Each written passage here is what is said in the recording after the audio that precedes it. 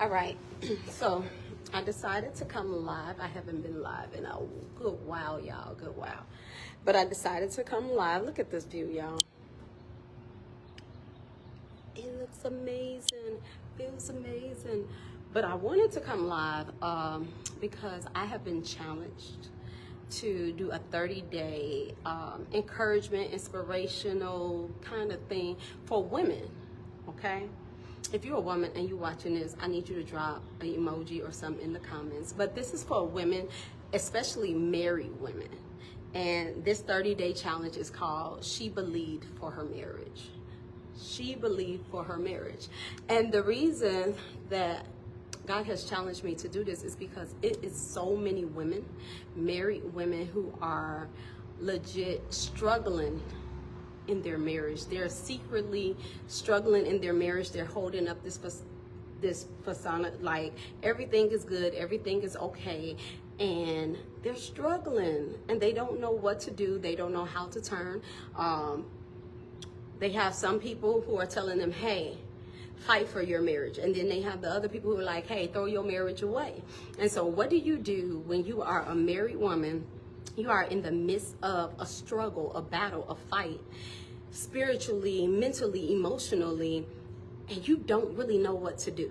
What do you do? What do you do if you find out that your husband is cheating? What do you do if you find out that your husband refuses to bring money home? Like, what do you do if you're this woman? You're trying to be a mother, you're trying to be a woman, you're trying to be a wife, you're trying to be an entrepreneur. Like, you're doing all this because as women wear a lot of hats. Okay, most women, good women, they wear a lot of hats, whether it's working corporate, whether it's being an entrepreneur, trying to start their own business, being a mom, being a wife, being a sister, being a daughter. Like, you're always wearing a lot of hats, and everybody is always pulling on you as that woman to show up for them.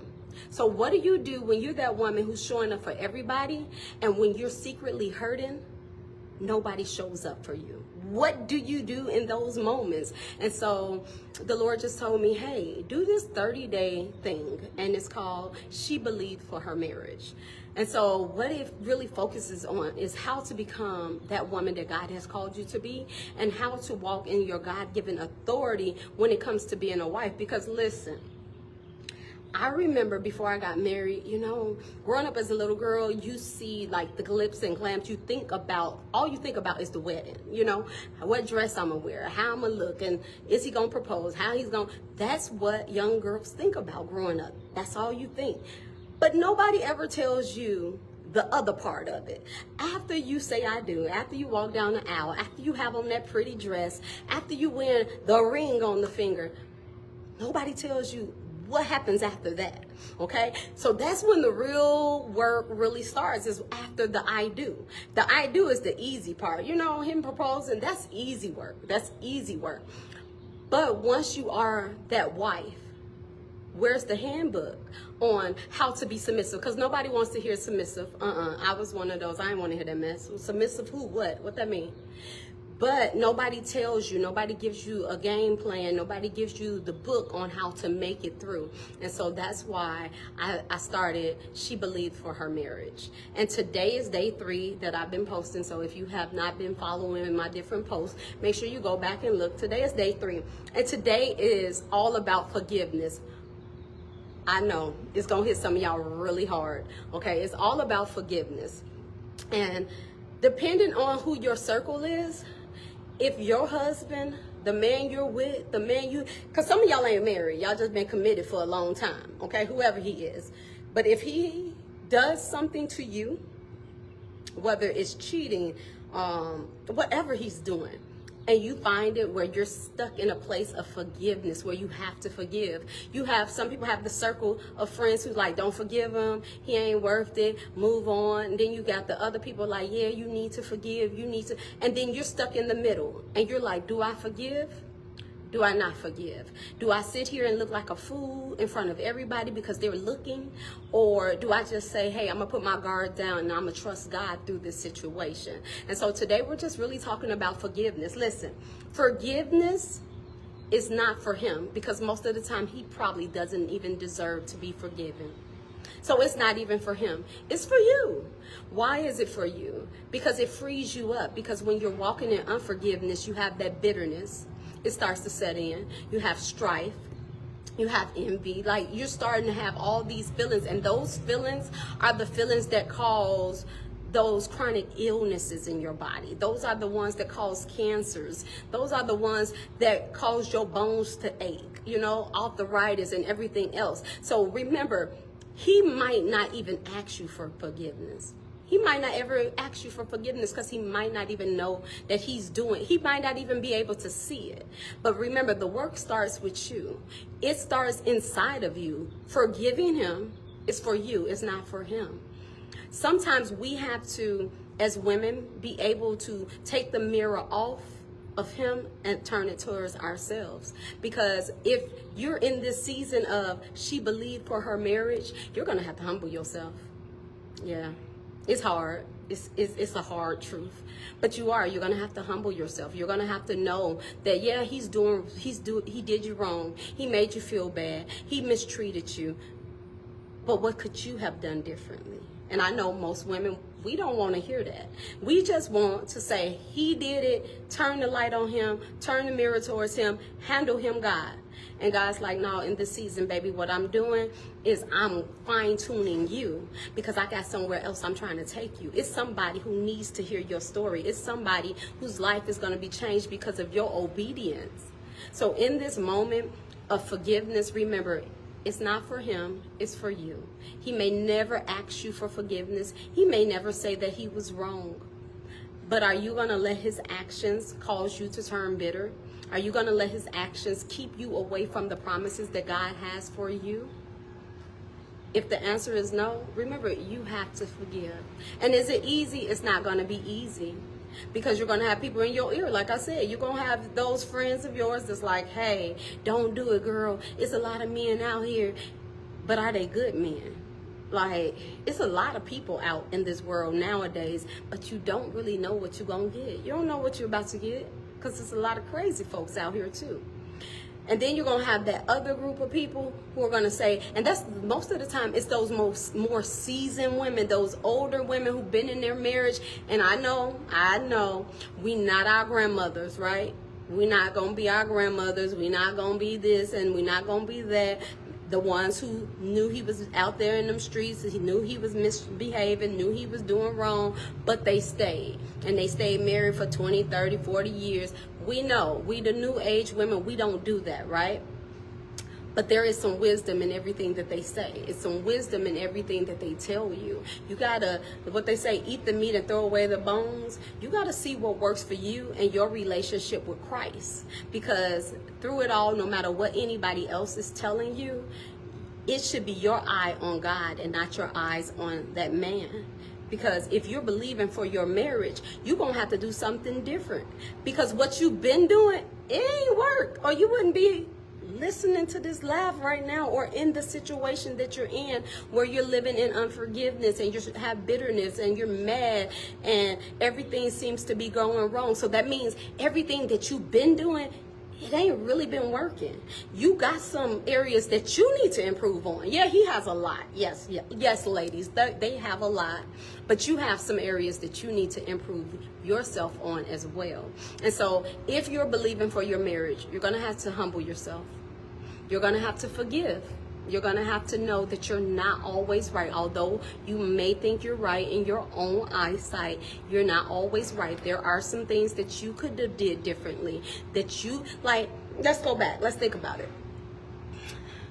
There are some men who just cheat and mistreat just because. There are. But then there are some men who do it because, what did you do? Were you working too hard and then you didn't give him attention? Did you put your children and everybody and everything before him? Did you forget that he existed? Did you encourage him? Did you uplift him? What did you not do that you could have did a little better to make him a little bit better? Remember, we are the birthers, ladies. We birth things. We make it happen. We are the birthright. Like, you know, we got that birth canal. We birthed it. So we set the tone for our marriages, our homes, our relationships. We set those the tone. So what did you do to turn the thermos to ice cold instead of warming it up? And what could you do differently? So in this season, especially today, we're going to focus on forgiveness. Think about somebody, even if it's not even your husband, somebody that you're holding unforgiveness towards. You're holding bitterness every time you see them, every time their name pop up on your social media, you frowned up and you really mad. You need to forgive. See, your blessings are held up in your forgiveness. How quick can you forgive? See, the Bible says that God is going to forgive us like we forgive other people. We should forgive 70 times 7. That's 490 times a day. Whoa. I don't think none of us is at 490 times a day of forgiving somebody. That's like every day. Every day you got to forgive them. And so you can make up in your mind that God understands, but God's word is his word. And he said, forgive. Yep, he hurt you. Forgive.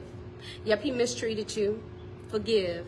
And I know some of you are going to say forgiveness doesn't mean stand. And it absolutely does not mean that you have to stay just because you forgive. But if you start working on you and you start forgiving and you start letting go of the hurt and the pain and everything that was caused, if you start putting your eye on Christ and not focusing on that man, you're going to see a whole different change. And things going to just start to shift. Because again, you set the thermos. You said it. So if you forgive him, if you humble yourself, if you stop looking at him, take your eyes off of that man. Focus on God. What did God tell you to do? What was the last thing? Go back to what he told you to do. Okay? Are you a little flip? Like I know, look, Chicago women, Illinois women, we got flip mouths, okay? We say stuff that we always shouldn't say. Sometimes we just talk. Are you being disrespectful? Yeah, so you're not going to get the best out of your man if you're not doing what you got to do. But today, I really want you to focus on that forgiveness piece. Yes, he hurt you. Yes, he did you wrong. Forgive. And sometimes it's not going to be easy. And you're going to have to say, God, I need you. I need you to help me. I don't even know how to forgive him. I don't even know how to get past this moment. And it's okay, because sometimes you have to take it 1 second at a time. You can't take it a day by day. You have to take it a minute by minute or a second by second. But forgive him. Free yourself. Free him. And don't make him have to earn. Like, don't make him feel like he has to work to make you forgive him. No, you forgive him because that's what God told you to do. You forgive him. And if the marriage don't work out, that's okay. At least you did your part. You forgave. Okay? So today I'm just challenging everyone. Forgive. Let go of the hurt. Let go of the pain. Let go of the disappointments. Let it go. Let go of your fantasy of what you thought marriage was going to be like when you were a little child. That ain't the reality. Marriage is work. Every single moment of your life, it's work. You got to work to be respectful. You got to work to make sure your mouth ain't flipped. You got to work to make sure that you are encouraging your husband, because these little nice women who out in the street, whether it's at their job, whether it's when they go to the store, it's always somebody looking to flirt with your man and to pump his head up. So if you don't pump his head up, if you don't make him feel respected, he gonna turn his eye to that person over there who does it real easily. So if you walking around your house, you got unforgiveness, you mad at him, you been mad for 6 months, you ain't talking to him, it's somebody in his inbox, it's somebody at that job, it's somebody trying to text him, it's somebody trying to get in your spot, and then you really gonna be mad. Okay, then everybody gonna be the side chick. Yeah, that's that. Do your part, woman. Do your part, wives. Believe for your marriage. It's worth fighting for. It's worth fighting for. Satan hates covenant. He hates marriage, and he wants to wear you out so you can let down your guard and you can let your marriage go and cause generational curses for your bloodline. We ain't doing that in this season. For this next, we got 27 days, we fighting for what we want, okay? Because she believed for her marriage, and you're going to believe, and today you're going to start by forgiving, okay? It doesn't mean that the pain is gone. It doesn't mean that you turn a blind eye. It doesn't mean that you are going to be naive. It just means that you're not going to hold on to the bitterness, the strife, and the envy. You're not going to hold on to it. You're going to forgive, and you're going to ask God to heal your heart as you go through the process of the forgiveness walk. You got this. I believe in you, so I need you to believe in yourself. Go back. Take a look at day 1, day 2. That's on my page, and I'll be posting every single day for 30 days because I believe in you and your marriage. And so let's believe for our marriages, all right? Everybody be blessed. Tag a woman who's married, because guess what? Most women, and I'm going to say it again, most women who are married are secretly suffering through their marriage. A lot of them are married but single. A lot of them don't have anybody to turn to. A lot of them don't know what to do. Let's build a village and let's help each other. Remember, she believed for her marriage, so you believe too. Be blessed.